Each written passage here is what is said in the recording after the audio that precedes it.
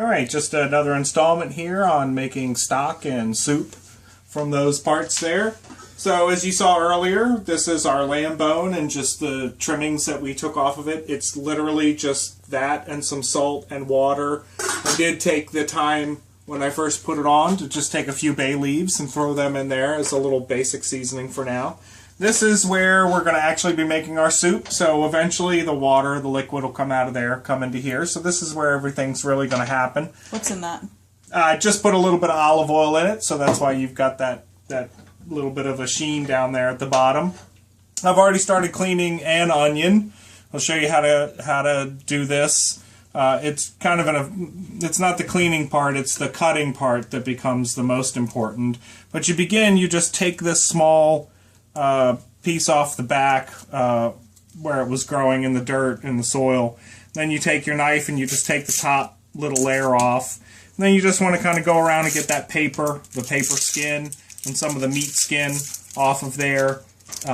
You want to take enough of the meatier skin to make sure that you don't have any paper. That when the onion grows, it transitions as it grows, and so you might find layers, especially up around the top end here, where it's especially papery, and you might have to go down a layer or two. So a real simple cleaning method.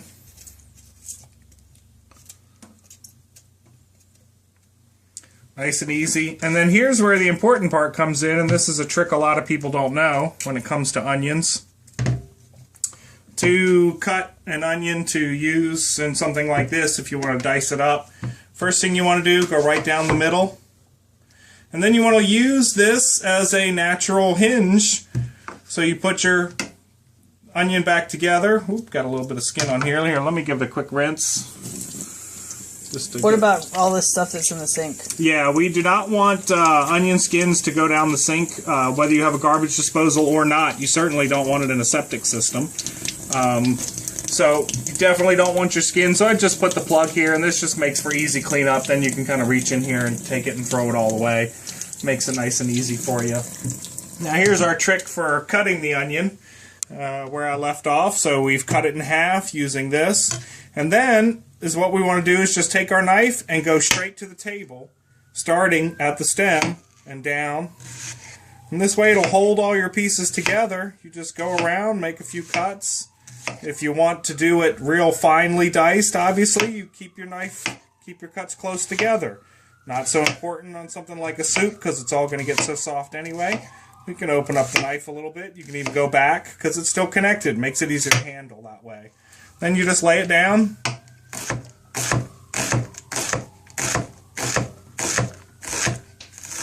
Go all the way to the end, and then you've got a piece like this left over. And guess what this is perfect for?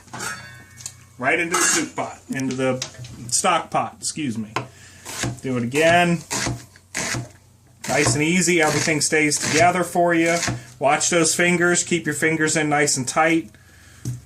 Again, you got this leftover piece. Talked about this before. Apparently, this is not a very good piece of an onion anyway. Most of the sugars and the sweetness comes out of the lower, but once you start getting towards that top stem, take this whole thing, throw it right in. That's how you dice up an onion. We'll come back in a few minutes and show you scallions and garlic. Can we talk about knife just a little bit? Sure.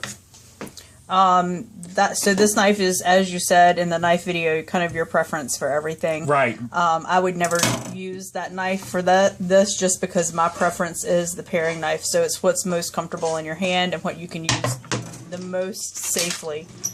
That's the knife that I would. Okay. Alright, we're back. We're just finishing up, cleaning up some of our basic soup veggies. Here's an old shallot I had in the fridge. Just happen to have one left over.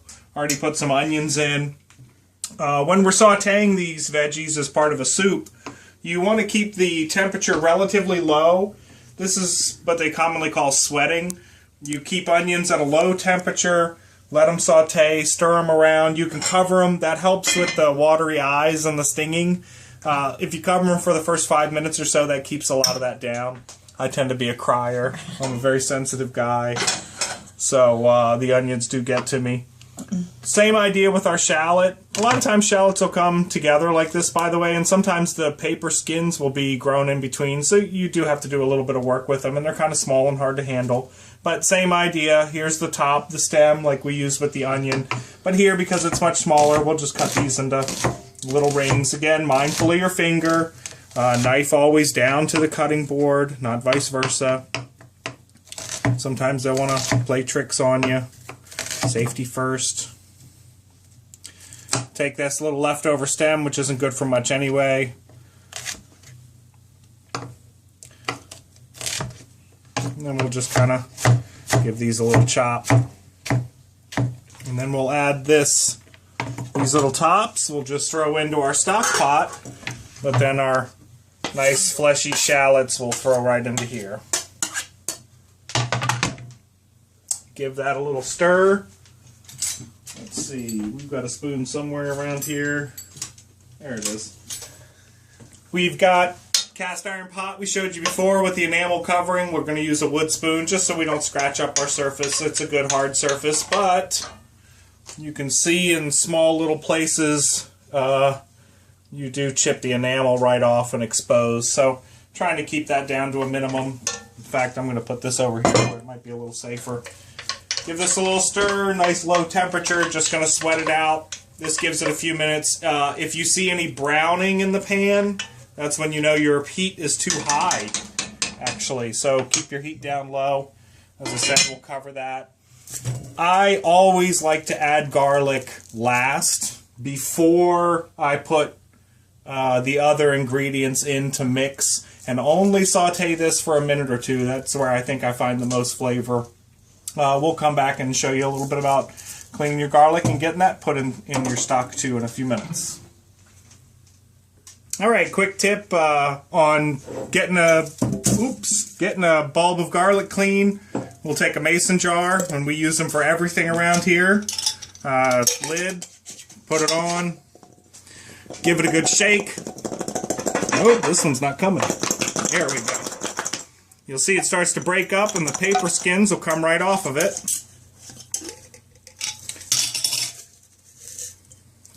There's your clove. You keep doing this, and even the light papers will eventually start to come off.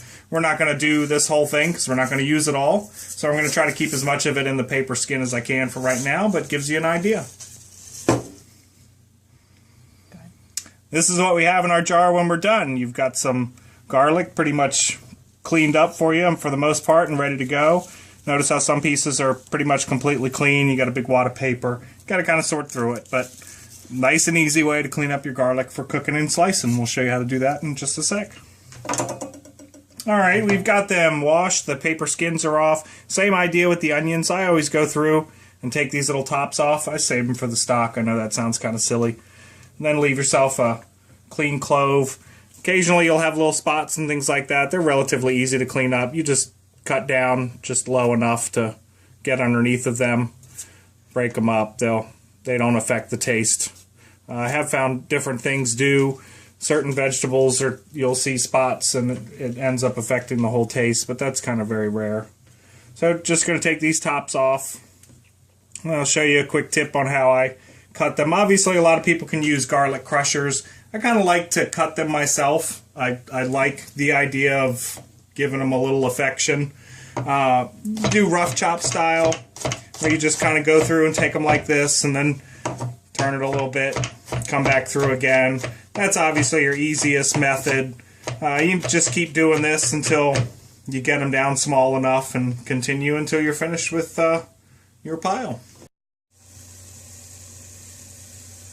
Alright, here we are in our lentil soup. Our lamb stock is still boiling away. It's probably been 2.5, maybe 3 hours or so by now. I've already sauteed the onion. You can see the little bit of red. This is the stems of the Swiss chard. Put that in there. Again, they're sort of like a celery, sort of woody, a little more fibrous. So they do well holding up with something like this because then they're nice and soft and they add such a nice flavor. People always say the smell-o-vision thing, if you could smell this. I just added my garlic in maybe 2-3 minutes ago. I'm just kind of letting it saute. Again, nice low flame. We're going to turn off our lamb broth there.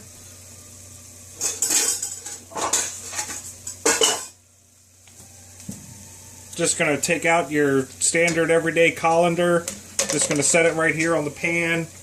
Get a couple hot pads. You want to be careful because your bone will obviously fall out, but just pour it directly into your soup.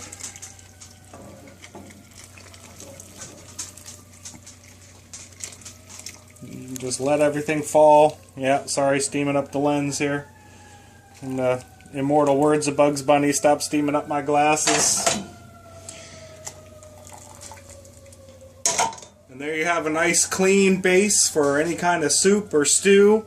You can take part of this, put it away. Sometimes we'll take it in jars, in big mason jars, and we'll fill it up and put it in the fridge if we know we're going to use it again in a few days. So we're not trying to can it.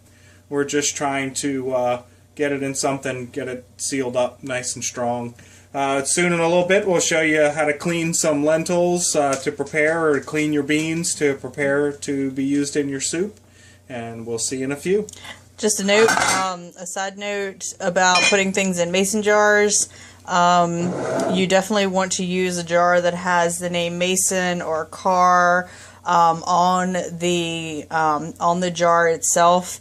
That way you know that it can handle the heat. And also, if you're going to save anything in the freezer, you want to make sure that your jar is freezer safe when you buy them. They'll say freezer safe on them or not.